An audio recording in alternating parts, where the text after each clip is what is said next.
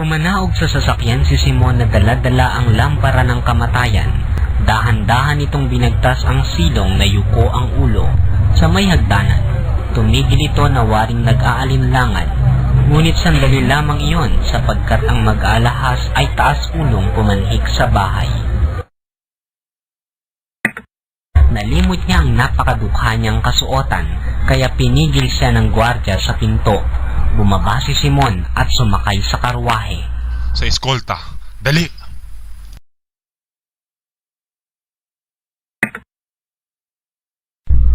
Isagani! Isagani! Pakinggan mo ako! Huwag tayong mag-aksaya ng panahon. Ang bahay na iyan ay puno ng pulbura. Sasabog na! Mamamatay ang lahat. Natatanaw mo ba ang ilaw na puting iyon, na maliwanag na parang ilaw dagitab na nagbubuhat sa azotea? Yan ang ilaw ng kamatayan. Ilaw ang may lamang dinamita. Puputok iyan. Ni isang dagay hindi makaliligtas. Halika na! Ayoko! Ibig kong dumito.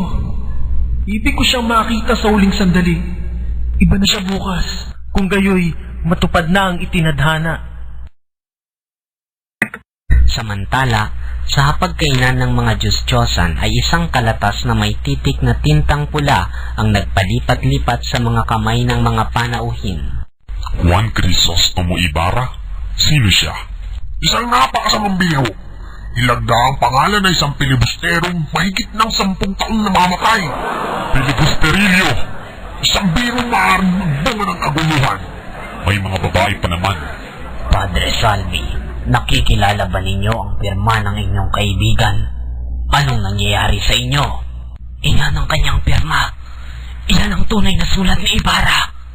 Kapalagay ko, ang Manete Selfares na yan ay hindi nangangulugang papatayin tayong lahat ngayong gabi. Ngunit maaari tayong malason.